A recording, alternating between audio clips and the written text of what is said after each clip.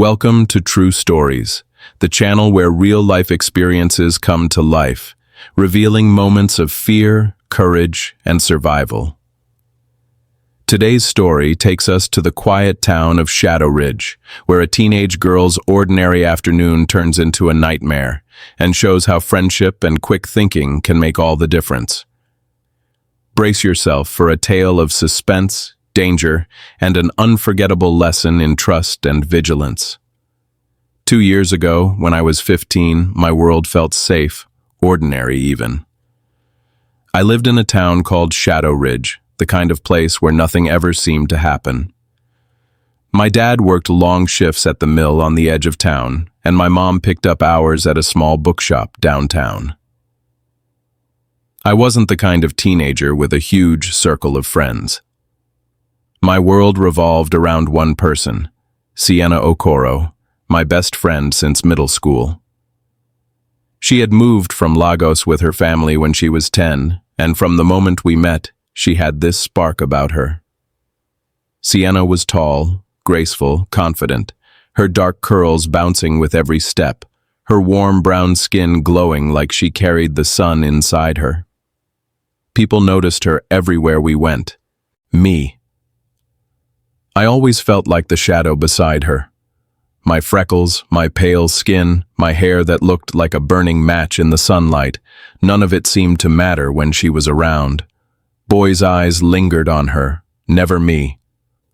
One autumn afternoon, we decided to walk down to a strip of shops by the center of Shadowridge. My mom thought we'd grab milkshakes, maybe sit by the fountain and come back before it got dark.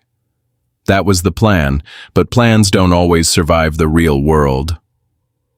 We were laughing about one of our teachers when a sleek black car slowed beside us. The tinted window slid down, and behind the wheel sat a man who looked like he belonged on a billboard instead of a small-town street.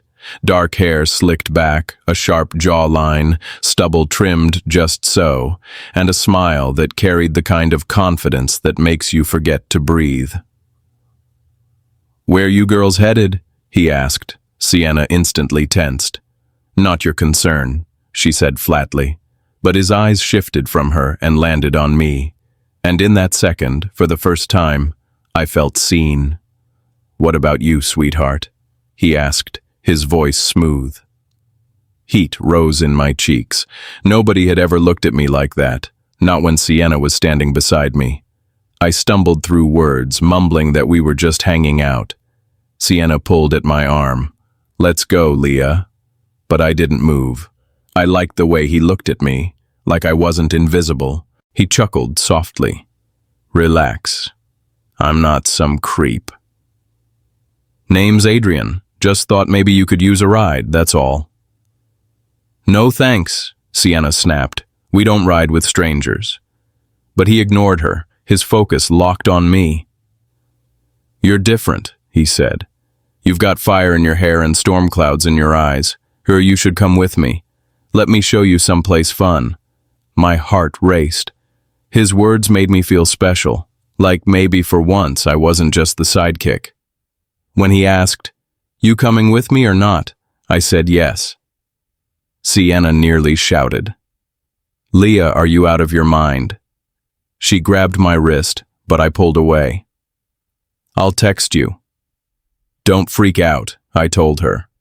She stood frozen, fists trembling, her face a mix of anger and fear. But I still got into his car. At first, it felt thrilling. The leather seats smelled of cologne, music pulsed low from the speakers, and he asked me questions that made me laugh even when they weren't funny. For once, I wasn't invisible. But as the minutes passed, something shifted. "Can you take me home now?" I asked. "Of course," he said casually, but he never asked for my address. He just kept driving. Streetlights grew fewer, the roads emptier. "Adrian, where are we going?" "You'll see," he muttered, his smile fading into something colder. My stomach knotted. I begged him to stop. That's when his tone snapped sharp and cruel. "You're not going home." He pulled onto a gravel path, headlights bouncing over trees until we reached a rundown farmhouse. He dragged me inside, down creaking steps into a basement that smelled of mold. A chair sat waiting, ropes coiled beside it. My blood froze. "You were too easy," he sneered. "Almost went for your friend, but you were perfect." I screamed until my voice cracked, but he only laughed, a low, hollow sound that made my skin crawl. Then I heard another voice upstairs. Older, gruff. They spoke about me like I was merchandise, about money, about delivery. My chest tightened until I could barely breathe. And then, crash. The sound of a door splintering. Shouts, heavy boots, flashlights flooding the basement. Hands where we can see them. Police stormed down, tackling Adrian as he tried to run. The older man didn't get far either. Behind the officers stood Sienna, her eyes brimming with tears, my parents right behind her. I broke down, sobbing her name. Later, I learned what saved me. That silly tracking app we had installed on each other's phones years earlier, half as a joke. When I didn't answer her calls, she checked and saw my location miles outside Shadowridge. She called the police and gave them everything. Adrian wasn't just some charming stranger, and he was part of a trafficking ring that had lured and trapped other girls. He's in prison now, though the years he got feel far too few.